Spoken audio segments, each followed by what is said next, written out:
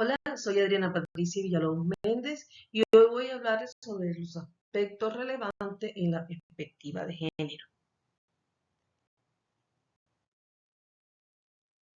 El contenido a tratar hoy está basado en estas tres preguntas. ¿Cuáles son las construcciones históricas que conllevaron al abordaje de la perspectiva de género? ¿Cuál es la relación de la historia de las mujeres, los derechos humanos, con la construcción de la perspectiva de género? ¿Cómo se genera el encuentro de la educación y la perspectiva de género? Concepto de la perspectiva de género. Empezamos hablando sobre Duarte y García en el 2016 que cita a Soler en 1988, donde aseguraba que el concepto de perspectiva de género, que lo que determina la identidad y el comportamiento masculino o femenino no es el sexo biológico, sino el hecho de haber vivido desde el nacimiento las experiencias, los ritos y costumbres atribuidos a los hombres o mujeres, y que además las asignaciones y adquisiciones de una identidad es más importante que la carga genética, hormonal y biológica. Según la Comisión Nacional para Prevenir y Erradicar la Violencia contra la Mujer, del 22 de noviembre del 2018, dice que la perspectiva de género se refiere a la metodología de los mecanismos que permiten identificar, cuestionar y valorar la discriminación, desigualdad y exclusión de las mujeres que se pretenden justificar con base en las diferencias biológicas entre mujeres y hombres, así como las acciones que deben emprenderse para actuar sobre los factores de género y crear construcciones de cambios que permitan avanzar en las construcciones de igualdad de dicho género. Estas perspectivas ayudan a comprender más profundamente tanto la vida de las mujeres como la de los hombres y relaciones que se dan entre ambos. Concepto de la perspectiva de género. Lagarde en 1997 define la perspectiva de género basada en la teoría de género y se inscribe en el paradigma teórico histórico crítico que permite analizar y comprender las caras sociales que se dan entre ambos géneros, así como los conflictos institucionales y cotidianos que deben enfrentar a la manera en que lo hacen. Contabilizar los recursos y la capacidad de acción con que cuentan mujeres y hombres para enfrentar las dificultades de la vida y la realización de los propósitos y características que definen a las mujeres y a los hombres de manera específica, así como sus semejantes y sus diferencias.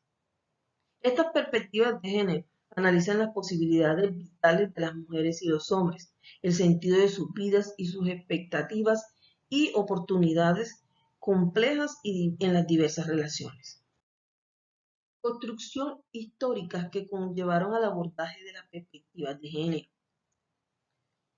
Para Duarte y García en el 2016, si bien que las revoluciones democráticas a finales del siglo XVIII y principios del siglo XIX, como la Revolución Francesa y la Proclamación de los Derechos del Hombre en 1789, ofrecieron libertad, igualdad y fraternidad para y entre todos.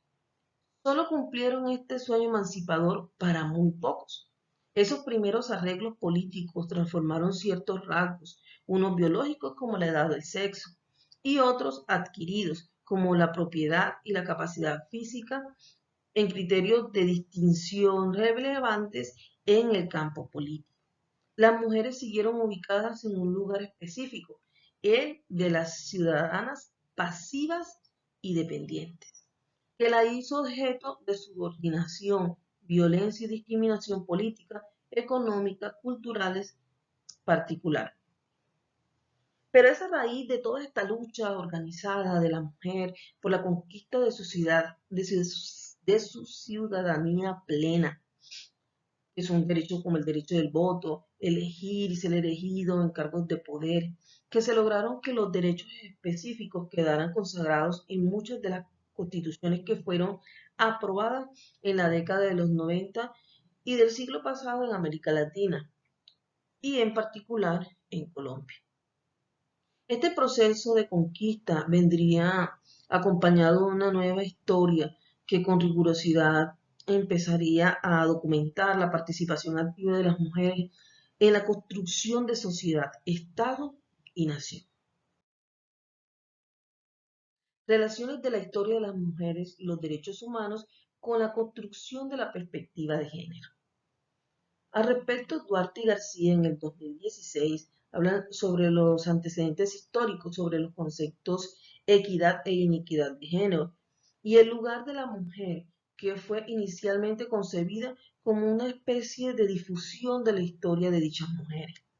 Según Zenón en 1976, redefinió sus objetivos en el sentido de descubrir la valoración de los papeles y significados de los roles sexuales en diferentes sociedades y periodos, comprender lo que representaban y cómo funcionaban para mantener el orden social o promover su cambio. Desde un punto de vista jurídico, la igualdad de género formaba parte medular de los derechos humanos. La perspectiva de género es un instrumento para acercarse a mirar la realidad cuestionada, las relaciones de poder que se establecieron entre hombres y mujeres y en las relaciones sociales en general.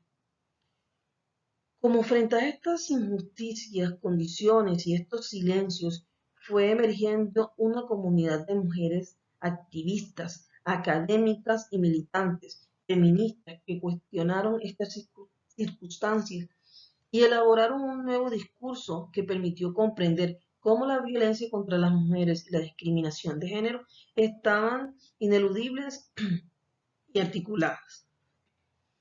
Al amparo de los feminismos de la segunda ola y de las otras corrientes intelectuales, una nueva mirada sobre el cuerpo femenino, sobre soberanía individual e identidad emerge y se inscriben estos fenómenos en el campo del poder y de la disminución del género.